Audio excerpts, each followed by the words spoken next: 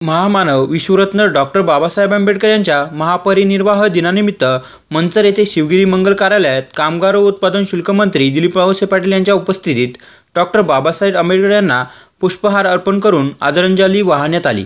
यावेळी मंत्री दिलीप वळसे पाटील यांनी आंबेगाव तालुका राष्ट्रवादी काँग्रेस पक्षाच्या पदाधिकाऱ्यांच्या उपस्थितीत महामानव डॉक्टर बाबासाहेब आंबेडकर यांच्या प्रतिमेचे पूजन केले व शिका, संघटित व्हा आणि संघर्ष करा असा संदेश देऊन समाजाला जागृत करणारे डॉक्टर बाबासाहेब आंबेडकर यांच्या महान कार्याची उपस्थितांना माहिती दिली। या प्रसंगी 12 डिसेंबर रोजी हुतात्मा बाबू गेनू यांच्या शहीद दिनानिमित्त व राष्ट्रवादी काँग्रेस पक्षाचे अध्यक्ष शरदचंद्रजी पवार यांच्या 80व्या वाढदिवसानिमित्त आंबेगाव तालुक्यात प्रत्येक गावात सामाजिक उपक्रम राबविण्याच्या सूचना राष्ट्रवादी पदाधिकाऱ्यांना मंत्री वळसे पाटील यांनी दिल्या। यावेळी आंबेगाव तालुक्याच्या पूर्व, पश्चिम, दक्षिण, उत्तर या परिसरातील पदाधिकाऱ्यांशी चर्चा करून कोणकोणते सामाजिक उपक्रम राबविण्यात येणार आहेत याची माहिती घेतली। तसेच पदाधिकाऱ्यांशी सविस्तर चर्चाही केली। महाराष्ट्रामध्ये सर्वत्र रक्तदानाची मोठी आवश्यकता असल्याने मुख्यमंत्री उद्धव ठाकरे यांनी केलेल्या स्वयंचलित रक्तदानाच्या आवाहनाला प्रतिसाद देत रक्तदान शिबिर आयोजित करण्याच्या सूचनाही वळसे पाटील यांनी कार्यकर्त्यांना केल्या। कार्यकर्त्यांनी वळसे पाटील यांच्या सूचनांचे पालन करत उपक्रम राबविण्यासाठी पुढाकार घेण्याची ग्वाही दिली। आंबेगाव तालुक्यातील शरद सहकारी बँक, भीमाशंकर सहकारी साखर कारखाना, आंबेगाव तालुका राष्ट्रवादी काँग्रेस पार्टी, खरेदी विक्री संघ, कृषी उत्पन्न बाजार समिती या संस्थानिकांचे सर्व उद्योजकांना याबाबत आवाहन केले। यामध्ये शरद सहकारी बँकेचे अध्यक्ष देवेंद्र शिरसाट, भीमाशंकर सहकारी साखर कारखान्याचे चेअरमन बाळासाहेब बेंडे पाटील, आंबेगाव तालुका राष्ट्रवादी काँग्रेस पक्षाचे अध्यक्ष विष्णुकाका हिंगे, जिल्हा परिषदेचे माजी उपाध्यक्ष विवेक वळसे पाटील, बाजार समितीचे सभापती देवदत्त निकम, खरेदी विक्री संघाचे माजी अध्यक्ष रमेश खिल्लारी, आंबेगाव तालुका राष्ट्रवादी काँग्रेस पक्षाचे कार्याध्यक्ष बाळासाहेब बानकिले, माजी सभापती वसंत भालेराव या सर्वांना व इतर सर्व पदाधिकारी व संस्थानिकांना स्वतःच्या गावामध्ये सामाजिक उपक्रम राबविणे बाबत मंत्री वळसे पाटील यांनी सूचना केल्या।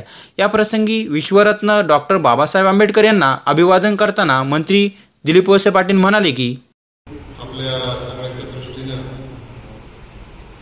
अतिशय महत्त्वाचा असा दिवस ज्या दिवशी महामानव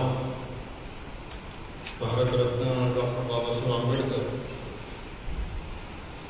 यांचा हा महापरिनिर्वाण दिन आहे। परिनिर्वाण दिनाच्या निमित्ताने मी आपल्या सर्वांच्या वतीने त्यांना भावपूर्ण आदरांजली अर्पण करतो। पुष्प वाहून आपण आदरांजली अर्पण केलेलीच आहे।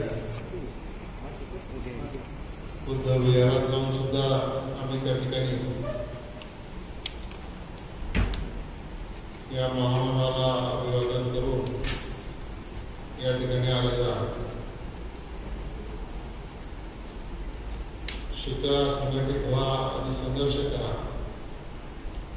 असा नारा ज्यांनी दिला, समाजाला जागरूक केलं, स्वतःच्या हक्कासाठी लढण्याची उमेद दिली, अशा या महामानवाचं स्मरण आपल्याला सगळ्यांना होत राहील। अशा या महामानवाला आंबेगाव तालुका राष्ट्रवादी काँग्रेस पक्षाच्या वतीनं आपण सर्वजण या ठिकाणी पुन्हा एकदा भावपूर्ण आदरांजली अर्पण करू। आपण तयारीसाठी जमलो, निवडणूक झाली, मतदान झालं, तुम्ही सगळ्यांनी अतिशय कष्ट घेतले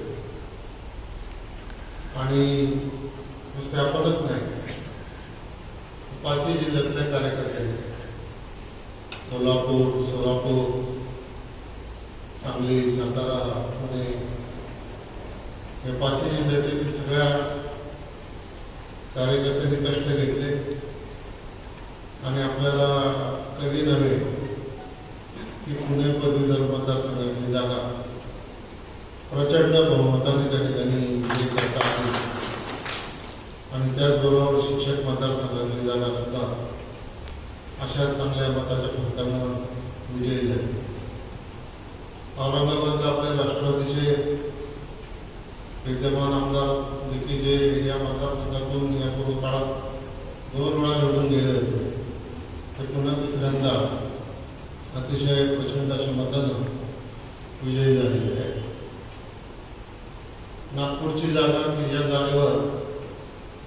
देवेंद्र फडणवीस यांचे वडील गंगाधरराव फडणवीस हे विजय होत असत.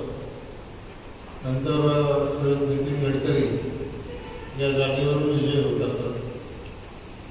अशी एकदम हक्काची आणि पारंपरिक गेल्या 50-60 वर्षामध्ये कधी आपल्याला जिंकता आली नाही अशी जागा काँग्रेसचे उमेदवार श्री वंजारी यांनी ही जागा त्या ठिकाणी जिंकली.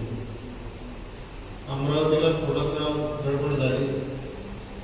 अमरावतीला शिवसेनेचे जे उमेदवार होते ते सुरुवातीच्या बऱ्याच फेऱ्यांमध्ये पुढे होते, परंतु नंतर ते मागे राहिले आणि अपक्ष उमेदवार त्या ठिकाणी विजयी झाले. पण अपक्ष उमेदवार जरी विजयी झालेले असले तरी भाजपचा उमेदवार अमरावतीमध्ये सुद्धा 6व्या नंबरला गेलेला आहे. याच्यावरूनच आपल्याला हे लक्षात येईल की आपण जे प्रयत्न केले त्या प्रयत्नाच्यामुळं जे यश मिळालं. नंदुरबारची जागा ती काय जिल्हा परिषद आणि नगरपालिका सदस्यांमधून निवडून द्यायची होती, त्यामुळे त्या निवडणुका कशा होतात त्याच्या फार हिशोबात घालायचं काही कारण नाही. परंतु या उरलेल्या जवळपासची जागा अशा पद्धतीने त्या ठिकाणी निवडून आलेल्या आहेत. आदरणीय पवार साहेबांचं नियोजन, माननीय मुख्यमंत्री त्यांचं नियोजन, सगळे नेते राज्यातले, आणि याच्यामुळं आपल्याला हा विजय त्या ठिकाणी मिळालेला आहे. मी पुन्हा एकदा आपल्या राष्ट्रवादी काँग्रेसच्या वतीनं विजयी झालेल्या सर्व उमेदवारांचं मनापासून अभिनंदन करतो. त्यांना अतिशय मनापासून शुभेच्छा देतो आणि तुमचे सगळ्यांचे कार्यकर्त्यांचे ज्यांनी या विजयासाठी हातभार लावला त्यांचे सगळ्यांचे मनापासून आभार मानतो, धन्यवाद देतो आणि या पुढच्या काळामध्ये देखील आपण अशाच पद्धतीने काम करत राहतो. आता आज 6 डिसेंबर आहे. आणखी 5-6 दिवसांनी 12 डिसेंबर येणार आहे. 12 डिसेंबरला 2 गोष्टी आपल्या दृष्टीने महत्त्वाच्या असतात. एक तर हुतात्मा बाबू गणूंची पुण्यतिथी आणि त्या दिवशी आपले आदरणीय नेते माननीय शरदरावजी पवार साहेब यांचा वाढदिवस, 80वा वाढदिवस आहे. आणि या 80व्या वाढदिवशी आपण काहीतरी आगळं वेगळं चांगलं भरीव असं काहीतरी केलं पाहिजे. मला माहिती आहे की दिवस कमी आहे, परंतु कमी दिवसामध्ये सुद्धा आपल्याला नियोजन करून सर्व भागात, सर्व जिल्हा परिषद गटामध्ये, सर्व परिसरामध्ये काही ना काहीतरी आपण काम केलं पाहिजे. मग ते 12 तारखेलाच केलं पाहिजे असं काही नाही. 12 तारखेच्या मागोपुढं सुद्धा आपण त्याचं नियोजन केलं पाहिजे आणि ते नियोजन करण्यासाठीच आजची ही बैठक बोलावलेली आहे. म्हणजे आता आपण इथं जे प्रमुख लोक आलेले आहेत त्यांनी आपापल्या भागात नियोजन करून उपस्थित राहतील अशा प्रकारचा प्रयत्न आपण सगळ्यांनी करायचा आहे.